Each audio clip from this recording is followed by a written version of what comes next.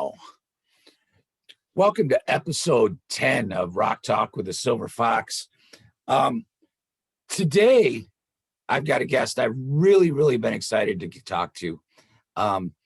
She is, in my opinion, the host of the best radio station around, period, at the morning show.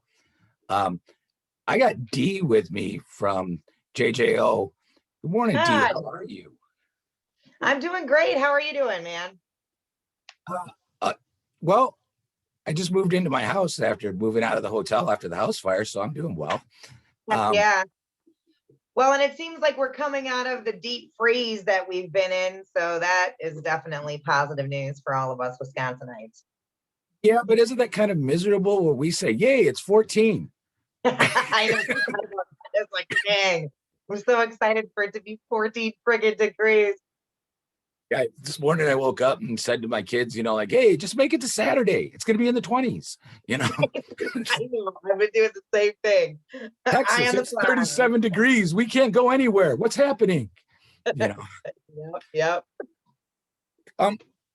Like I said, I'm not really saying not out of school at all, that your show is probably one of the top ranked shows all through the Midwest. If it went nationwide, it'd be bigger. How long have you been with that on the morning show there?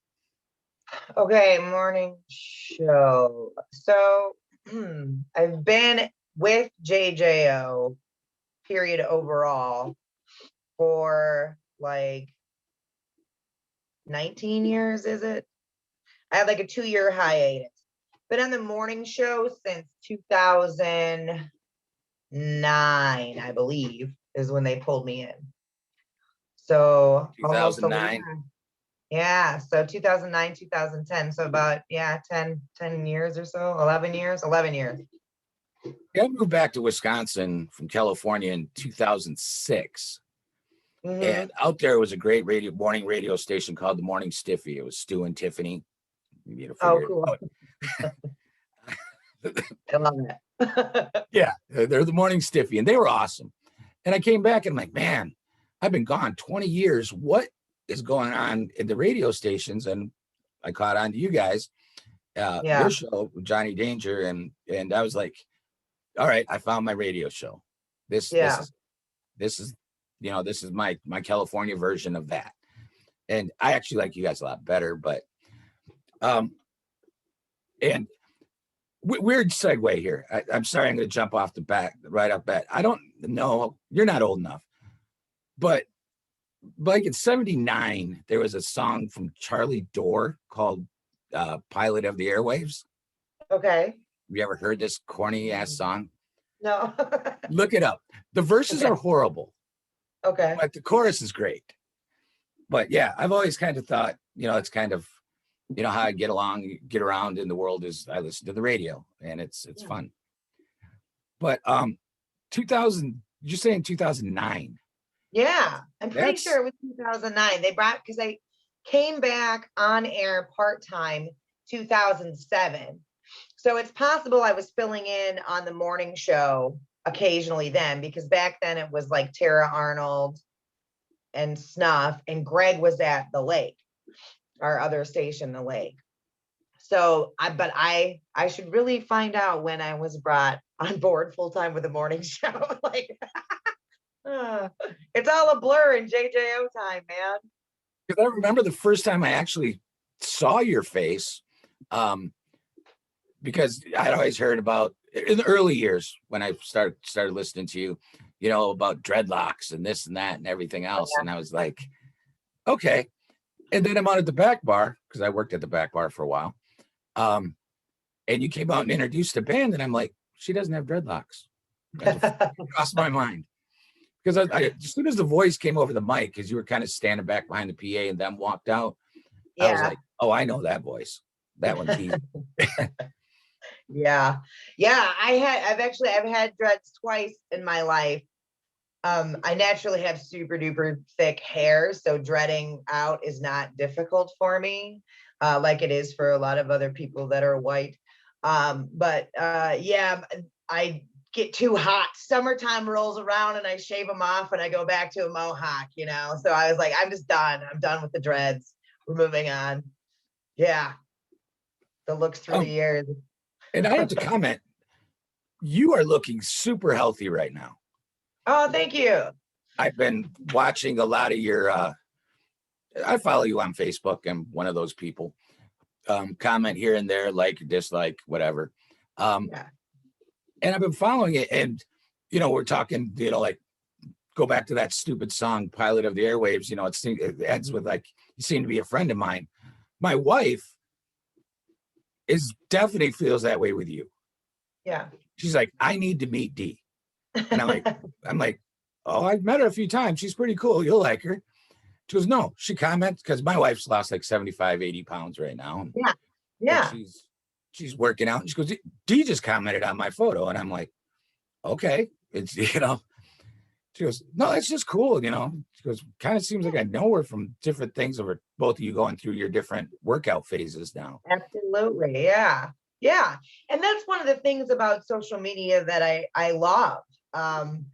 Because for a long time with radio, it was a one-sided relationship with people, because I've been there where I have a morning show that I listen to and I feel like I know the people and whatever else. But with social media now, you actually get to know the people that already know you based on your on-air personality, you know? So now I feel like the friendship is a little more both ways. And the other thing I love about it is when I see listeners, and obviously this is during pre-COVID times, but when I would see listeners out at concerts or on remote somewhere, I would automatically have something to talk with them about, because I knew, oh, they've got kids this age or whatever. Like it, and that's why when people have a different Facebook name, I'm like, you need to tell me what your Facebook name is, because that's how I freaking know you. Like, right. But yeah, so I feel like it's really helped to cement that relationship with listeners. And I know artists have been feeling that too. I mean, there's hardcore fans of artists that, oh my God, you know, they liked I get that way. They liked my picture, you know, whatever. And so it like intensifies the bond, but then it's cool when you see a band meet a fan and they're able to talk immediately, like, oh, I saw that artwork that you made, that was really cool, or whatever, you know. It's nice. I think it's great. Yeah, at least you know, I manage Left of Reason, and we see that. There's people like with the guys in the band, they're like, they'll come out and talk to us like they're best friends. Right. And they'll usually, the band members, a lot of times we looking over the guy's shoulder. I'll be standing behind him looking at him. I'm like, I don't know who they are. No idea. Yeah. Do you find yourself that way? Because some people think, I have the feeling. No, I don't have the feeling. I've seen this happen to you, because I've been to different sound lounges and Taste of Madison's and things like that when we run into each other and talk. That there's people that just come up to you and act like you guys had breakfast this morning and we're best friends, and you know what I mean? And you'll sit there, yeah, and then walk away going, no idea. Right. Yeah. And sometimes I'll remember later, I'll be like, that's who that was, or whatever. Yeah. Sometimes I wish there was a reintroduction period where like, just remind me who you are. But usually I can go along with it, and then in the conversation, there'll be a key detail that'll help me identify. But Danger's awful at it. Like Danger, I prep as people are coming in. I'll be like, okay, this is, you know, whatever, Christina, she's got 3 kids. She comments on your shit all the time. And so they, you know. Do you hand them Cliff Notes? Right, exactly. Essentially. It's a teamwork thing for sure. One of the things that, you know, we had recently had Revolution X on, and they kind of talked about, you know, they're kind of Dan and Johnny's bromance, or whatever we're going to call it. It works. Yeah.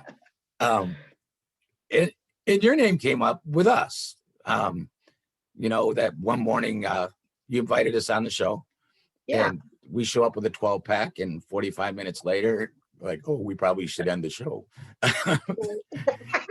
And we were like, that's awesome. And it also led into a sound lounge. Yeah. With Soil, wasn't it? Ooh, I think it was Soil. I think so. I'm almost positive because their singer was hitting on you the whole time. Oh, I don't remember that. Well, the part that makes me remember it is because for the crowd, the people that were there, yeah, it was he was making us a little bit uncomfortable because we know your situation. We're like, right. Dude, wrong plumbing. Yeah. Oh yeah, that's right. That's right.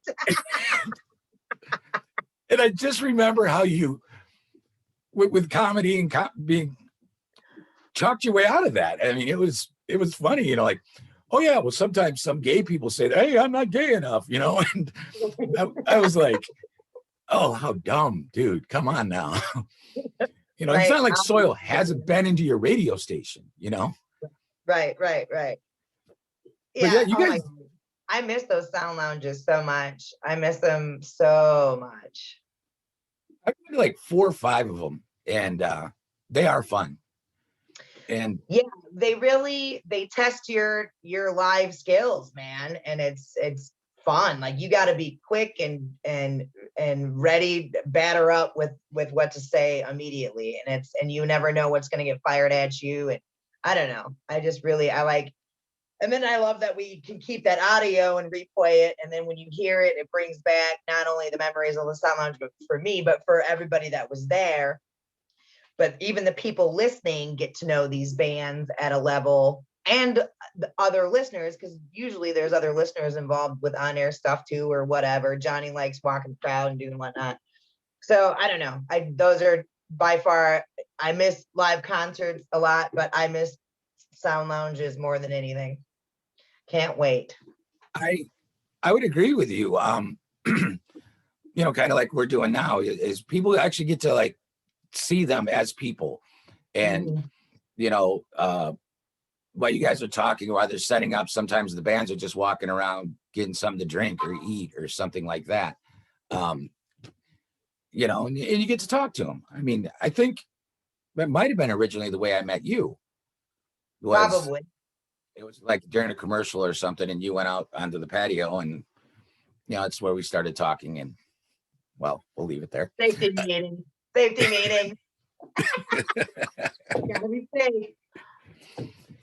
And you know, and then it just kind of evolved from there. I mean, I'm not going to try to convince anybody. You know, you and I are best friends. We talk every day, but you know, we're acquaintances, and I'm probably know more about you than you do about me.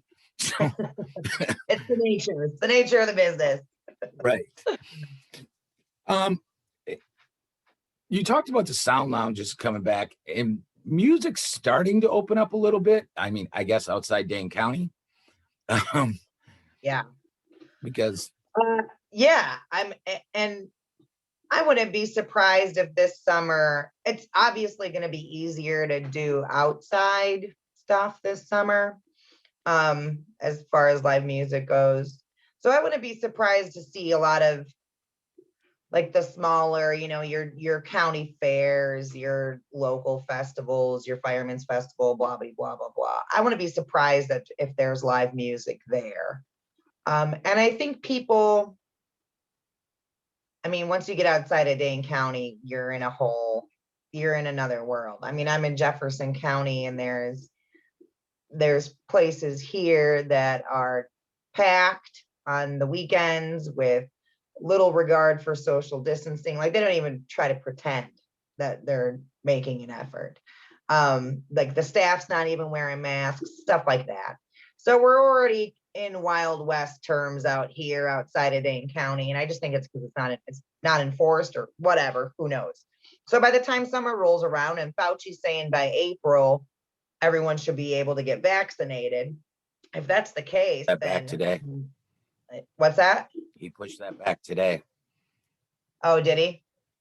I thought that was kind of a lofty goal. I was like, bro, it's like the middle of February. I'm hopeful.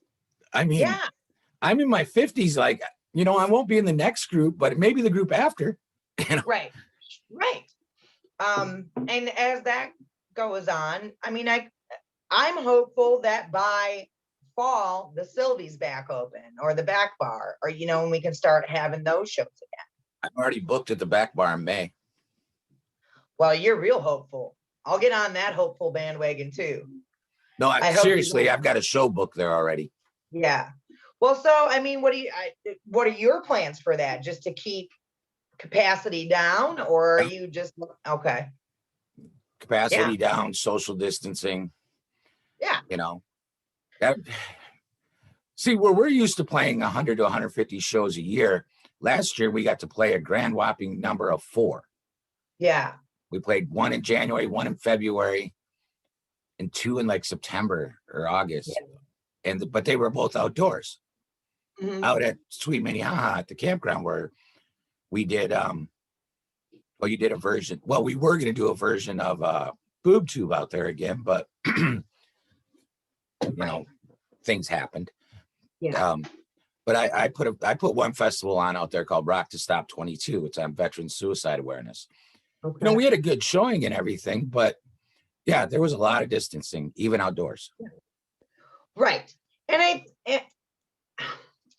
I know we've seen how selfish people can be throughout this whole thing, but if people want live music back, you got to be respectful when we're back in that situation. Like, we got to be careful going in.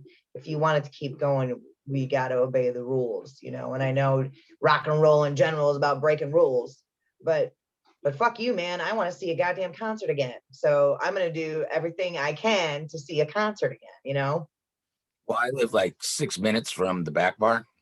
And right now on their marquee is, you want live music, wear a mask. Right. That's all it says, right on the marquee. What do you think the state of music's going to be like after all this is done? Wow. Well, I think things have changed, and I think they've changed for the better, for sure. I mean, I look at our national artists, and they've gotten a lot better at their side hustle game, which is awesome. You know, a lot of them have their own Twitch channels and whatever else, which again, you're solidifying an interaction and a fan that you're going to have essentially for life. They're going to buy the new t-shirts you come out with. They're going to go to every show in their area because they interact with you on this streaming platform or whatever. I think it's brilliant. I think hopefully we have a little bit more of an appreciation of our music scene when we get back to it. I hope people are ready to open their wallets and support the bands the way they need to be supported. I mean, that's like my hat right here, the Joey Walzer from Devour the Day in Egypt Central. It's his hat company. And that was his side hustle he started. And I got to the point where it was just like, you know, I know they're not out there making music. And this is money I would have spent at a show. How can I support these artists? And it ended up being buying their artwork, whatever. We have art pieces from all kinds of different bands around here now, which is awesome. That's so cool. That's something we never had before. And I'm sure they probably didn't have time for it. So I don't know. Maybe it changes it where they aren't relentlessly having to tour 6 days a week and blowing out their voices. I don't know. I honestly have no freaking idea what we're walking into. I personally think, and I said this last March, I guess, this past March, that there's watershed moments in history. And I think we're going through one. Sure. And I think a lot of things are going to change, because not only do I manage Left of Reason, I put on a lot of different shows and work for different things. I mean, some bands aren't going to make it. Sure. I mean, I already know a couple big hitters in the Dane County area that are not going to survive. And one of them is one you really like. I'm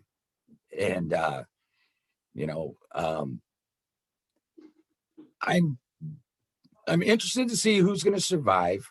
Second of all, I think it's really going to open the doors for some of the younger bands. Yeah. And I'm talking the local music scene.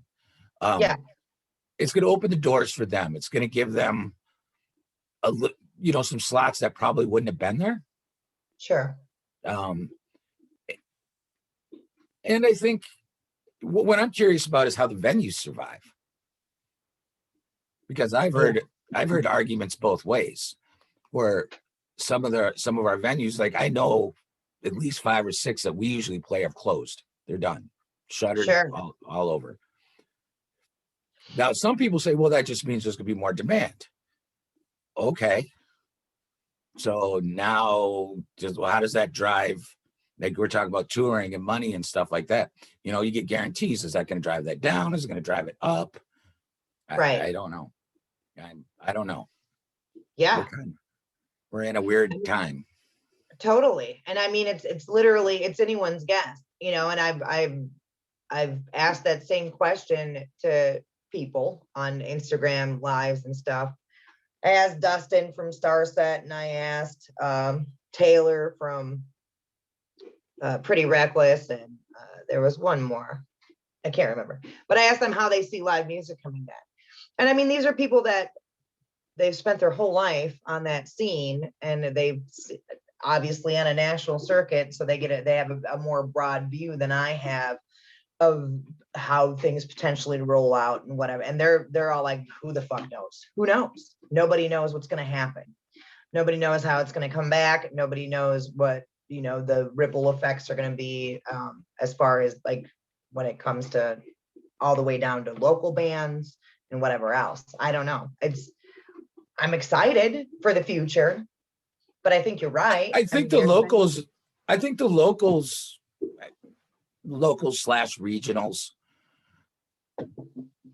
I think it's probably going to be easy. We're going to come back quicker and easier because, I hope so.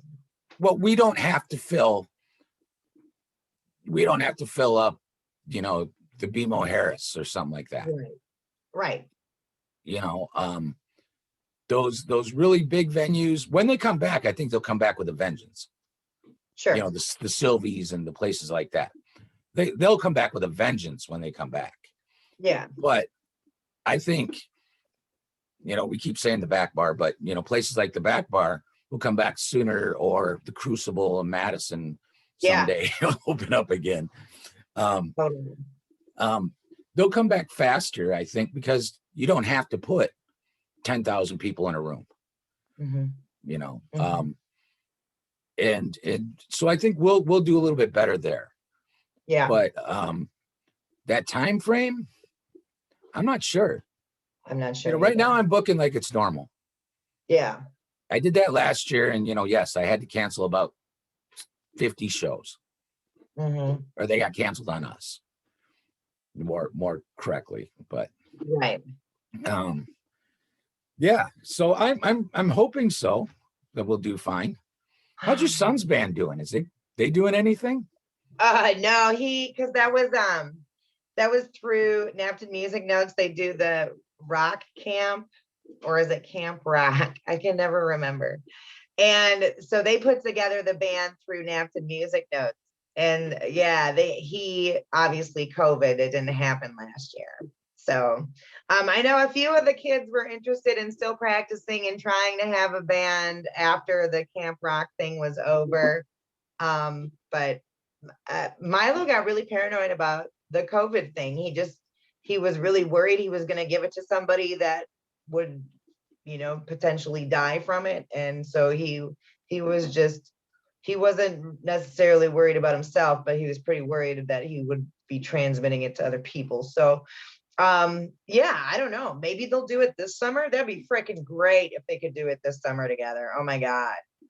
I would love that. So we'll see. He's a moody teenager, and we'll see what happens.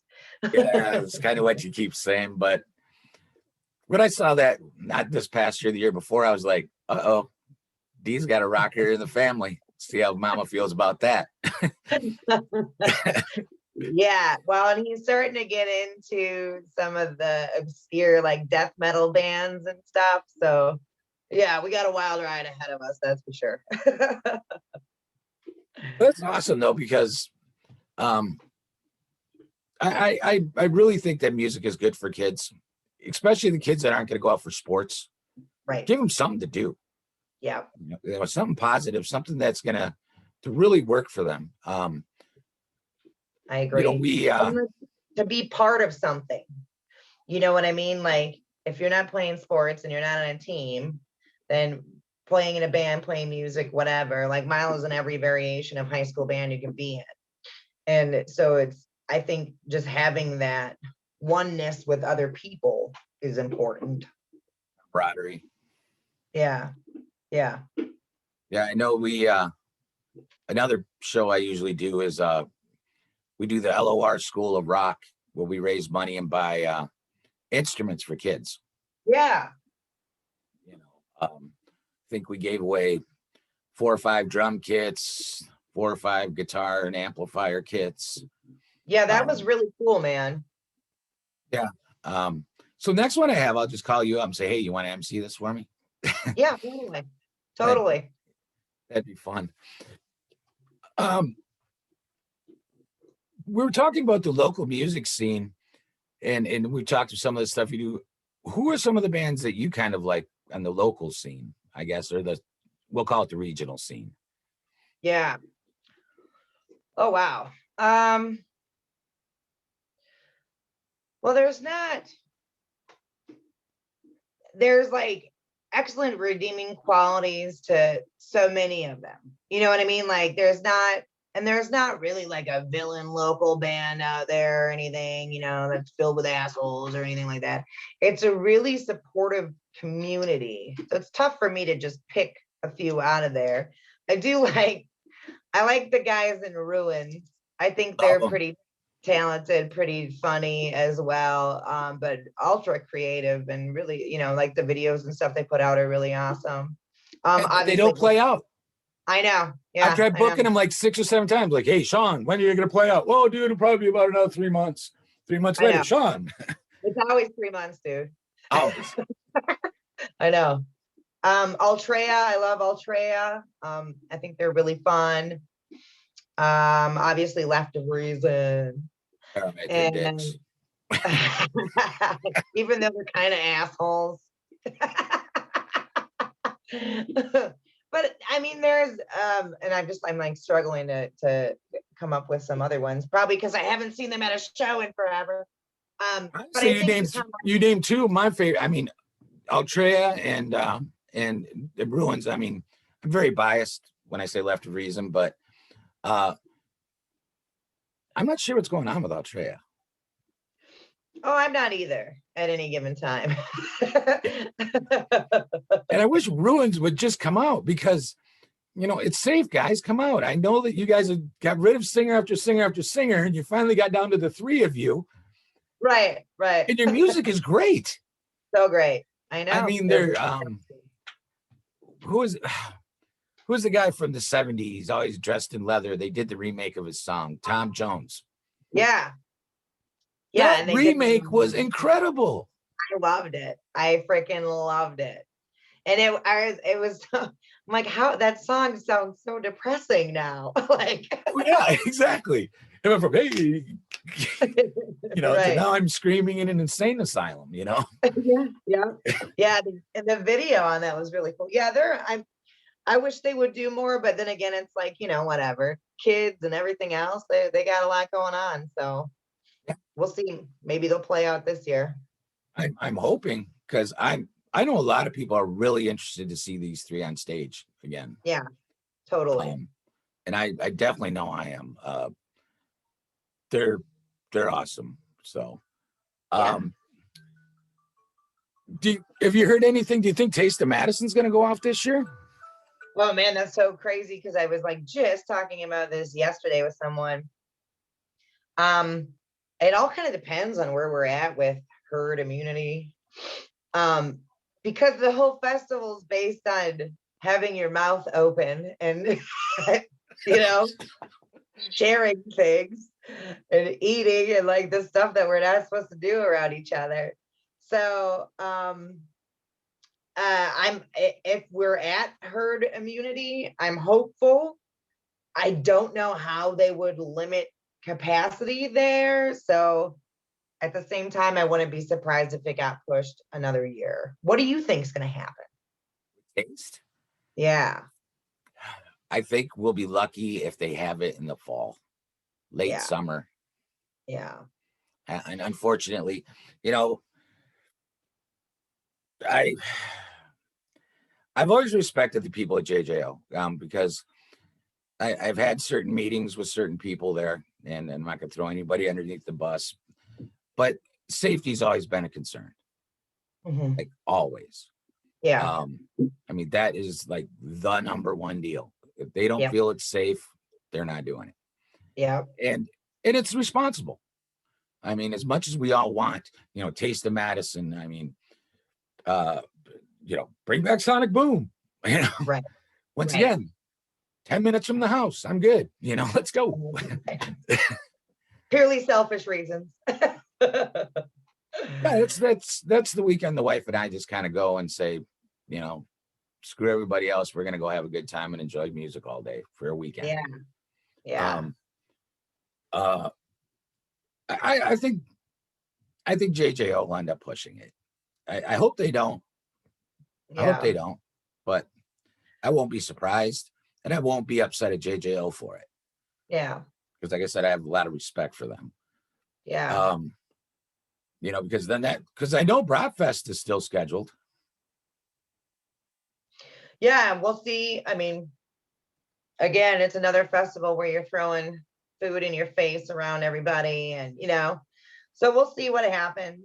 I would love to see Broadfest go down. I mean, that's kind of the kickoff to the summer, and that puts us in a good space as far as like a standard set for what live music can be in COVID times.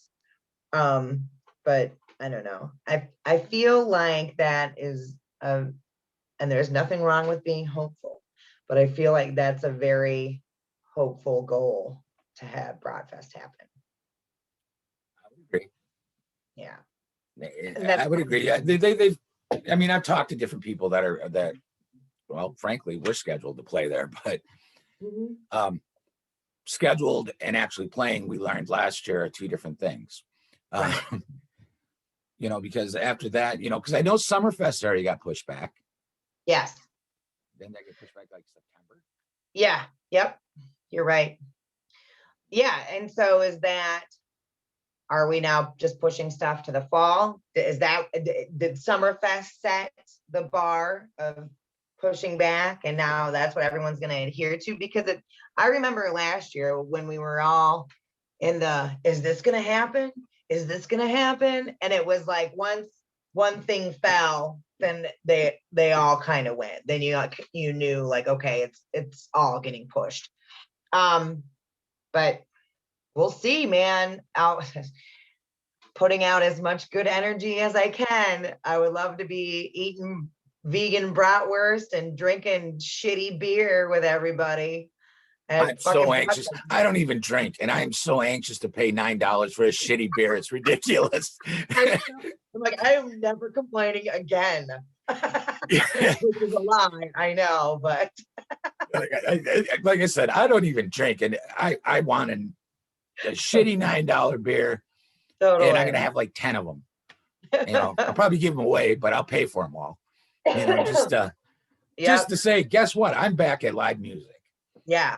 Oh yeah, and like I'm positive I'm gonna fucking cry my first concert back. It's gonna be like an emotional fucking time. I know it will be, and I don't know. I'm really looking forward to the first live show with everybody, but who knows when that's gonna happen. That's fucking awesome, D. That really is. That's a true fan right there. That's awesome. Right? I'm like, get a little teared up just thinking about it. Like, oh. But yeah. It's no surprise to me, like when we touch a tiny bit on social media, that you have such a following. I mean, you're maxed out. And from what I understand, you probably get rid of quite a few people every day. And it fills right back up. Yeah. You are a lightning rod. And I don't understand it. I don't either. I don't understand it. And because 99% 9%. I agree with 99% of the stuff you put on there. It makes sense. It always ends up being, in my opinion, it's always kind, hopeful, encouraging, positive. Right. I don't know where you find these trolls. Oh my God. I don't know where they come from either, but it's like I don't know. I've reached the point in my social media shit where I let other people sort it out. I'm like, whatever. I know there's like 3 people I can think of right off the top of my head that they'll get the troll before I even have to think about it, which is great. And we do that on the JJO page quite a bit. Like, we don't really monitor anything on there or censor anything on there because we know the listeners are going to devour the assholes alive, right? I feel like some of them add me for the purpose of grouping me into this category because maybe I post something they don't agree with. But I feel like I post stuff that other people won't agree with either. You know what I mean? Like, it's not this team and that team. It should be an us team, and we're all thinking about these things critically and trying to address the real issues instead of being, twats to each other. But I don't know. There's some people that just go in there with the mission to divide, or they don't like me for some reason. Some people on there, you could turn around and say the sky is blue in the middle of July, and they will argue with you that it's yellow. Absolutely. It's unreal. And I'll sit there like, number one, why are you even commenting? Right. Why are you here? And the second thing, or they will give you some just crazy, well, this, and then you're like, any source whatsoever. Yeah. I mean, yeah. Any source whatsoever. I don't even care if it's Snopes, just give me somewhere where you actually read that, Right. And not a meme. Yeah. Oh. I talked to a music promoter the other day, and I'm not gonna get all political and everything, but he told me something that supposedly is gonna happen in the next 60 days, and I was like, I mean, it was. I think I know what you're talking about. he ran out of tinfoil for his hat. I mean, it was that far out there, and I was like, can you please give me any sort of source on that? Well, I heard it from my friend. Uh-huh. Okay. Yep. All right. Now I know what I'm dealing with. Yeah, totally. And that's one thing that I don't have to agree with you on everything, and I'm okay with not agreeing with you everything. I don't need to be a dick. Sure. And I don't want everyone to agree all the time. That would be weird. But we do need to set standards on, like just because you watched 10 hours of YouTube videos doesn't make you an expert on COVID-19. You know who is an expert? These fuckers who went to school for fucking 15 years about it, and they study it every day, and they write peer-reviewed fucking papers. They're experts, not you, dude. Like, there needs to be, you don't fucking ask your best friend who knows nothing about cars, but watched a few YouTube videos how to fix your fucking car. You go to the mechanic for it. You need to realize you don't know everything. In fact, the sooner we realize we don't know shit, the better off we are. But you have to, at some point, you have to trust other people that know more than you. It's just the way it fucking is. You don't fucking treat your broken leg at home with homemade splints from a YouTube video you fucking watched. You go to the goddamn emergency Trailer Park Boys. Watch Trailer Park Boys. Oh, give me some duct tape. Exactly. But whatever. And I'm glad, people should be learn all the things you can, is what we should be doing. But just because you learn some shit about it doesn't make you a fucking expert. I'm not an expert on fucking anything. I don't want to be an expert on anything. No. No. So Like, that's I the know shit that, more about cars than I like to admit yeah, because I hate working on cars. It's just most of our married life, we've owned used cars. sure. So So you had to fix them, you know. yeah. When I sit there and I hear somebody like, "Oh, do you know anything about that?" I'm like, and it's usually my better half and my much better half. She'll turn around and says, "Oh yeah, Gary knows how to do that." Oh no. I used to just give her the death stare right about there, like, you do not know what you owe me tonight. So, Oh no. I love it. I love it. but yeah, like, but get back to like your Facebook thing. It's like, to me, it's just like, what is wrong with somebody's? Because I don't agree with everything you say. I don't. Right. But I will say that I agree with probably about 98, 99% of it. That Sure. 1% of the time I may turn around and say, well, from what I've looked at and from what I know, this is my opinion. Yeah. That's a big Yeah. difference in saying, dude, you're fucking wrong. Are you stupid? Blah, blah, blah, blah. And I'm like, Right. why did you have to go through that big? She didn't attack you. Right. She made a Yeah. statement. And it's fine. And I do want other information provided to me. I do want the other side of the coin argued to me, because that is how you grow as a person. You change as you get more information, maybe your ideas change or whatever. That's at least how it's supposed to go. But Mine's changed over the years. That's yeah, the thing of being old. I right. mean, I can tell you 25 years ago, I said some stuff that I am literally ashamed of.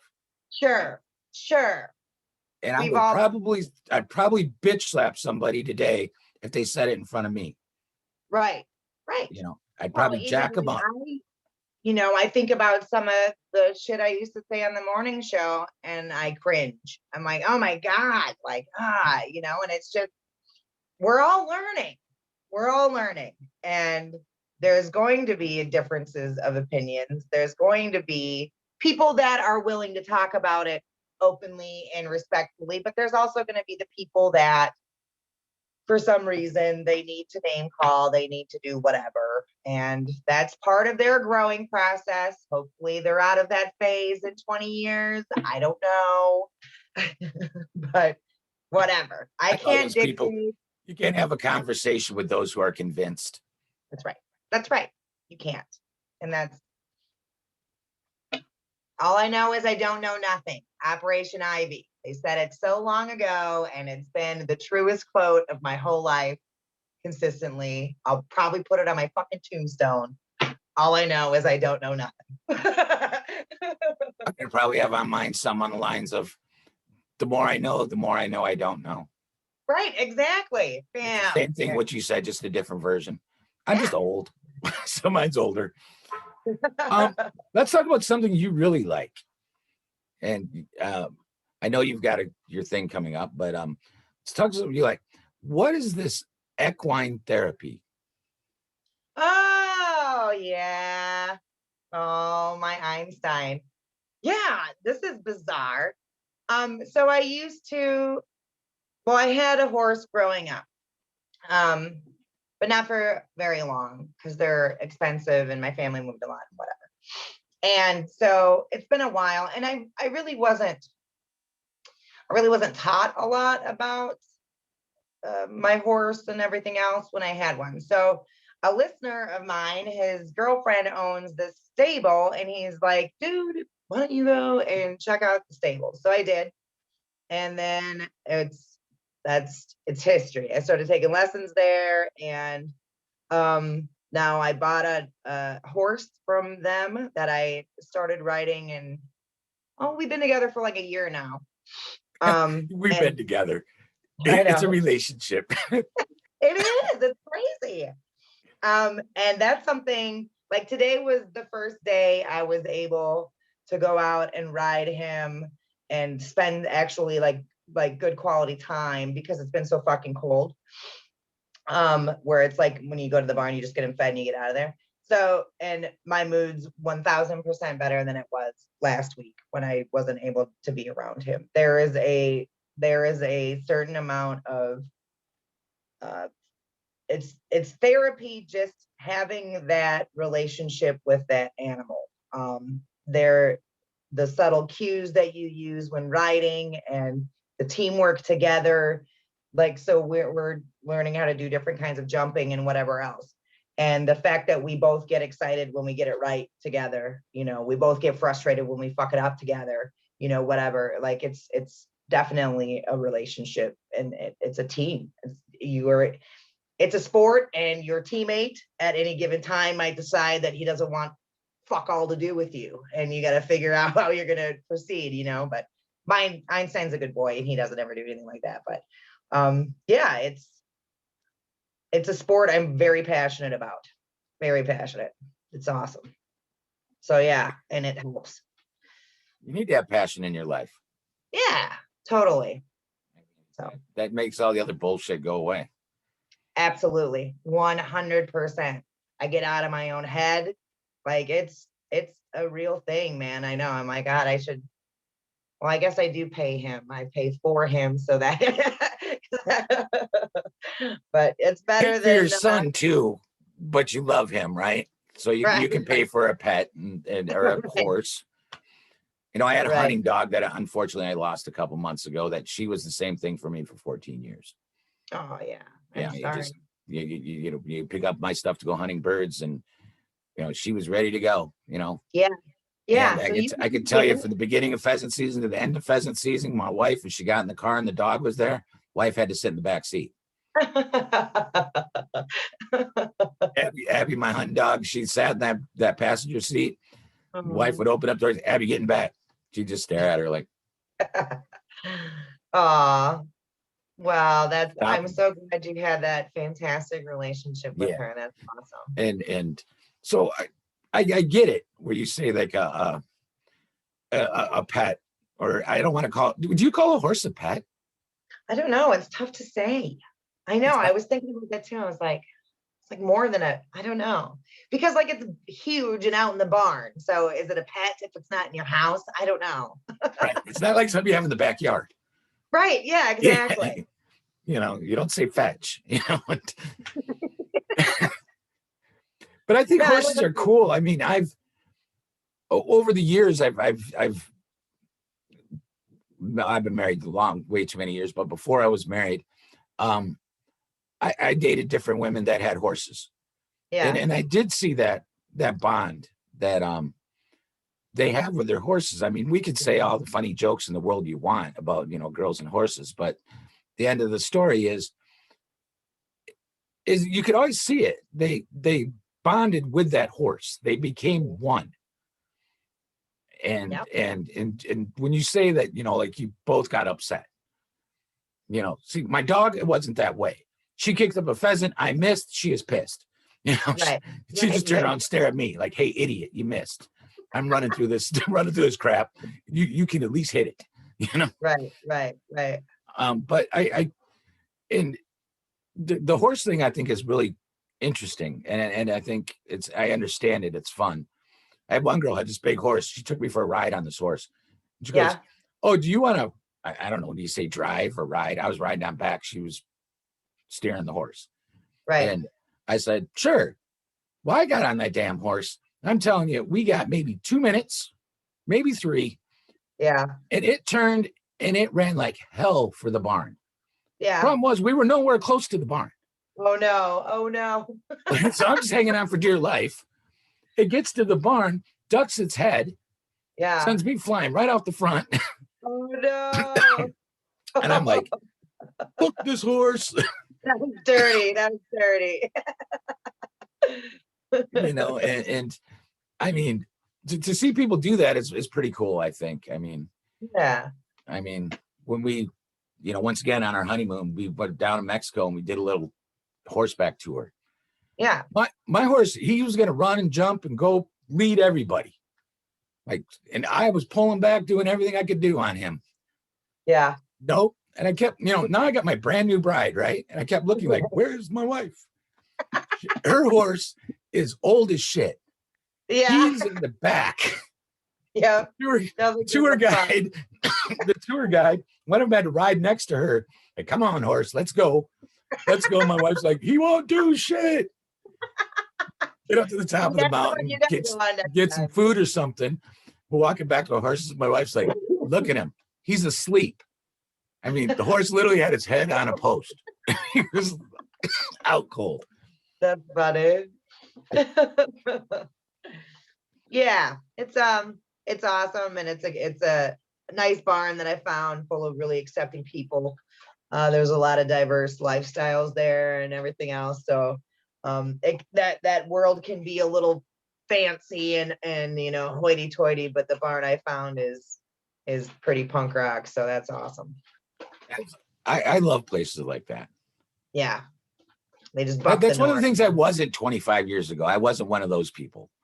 Yeah, I didn't want to be in that all-inclusive diversity crowd. Yeah. Today, I love it. Yeah.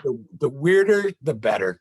Yeah, I love weird everything. Like we saw Melissa when we go to Melissa Etheridge concerts and stuff. It's like, my wife's like, where do you want to sit? And I said, you find me the gayest section you can find. Put me right in the middle of that. We're running out of time because I know you got something going on, but I gotta take up that story. It's with you sometime. It's pretty funny. Heck yeah. Well, thank you for having me on, man. I really appreciate it. I am super stoked that you're on here. I'm definitely a fan. I know that my inner circle of people, like, well, Billy this morning, I saw Billy from the band, and he's like, what are you doing this afternoon? I says, I'm interviewing D. Like, D who? And I'm like, I'm Biznatch. He's like, you're interviewing, why are you talking to her? And I'm like, dude, I told you I'm gonna make this podcast work. Yeah. That's what I'm gonna do. Heck yeah. I'm gonna go after some of the bigger names I want. And he goes, all right, I'll definitely listen to that one. That's awesome. That's awesome. Yeah, let me know how I can help you, man.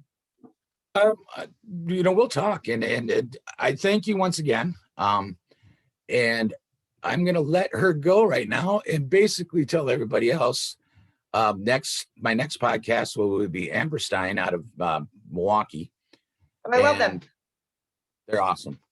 And please, if you're listening on Spotify, go to my YouTube channel, Rock Talk with the Silver Fox, and give me a like and a subscribe there. Until then, rock on.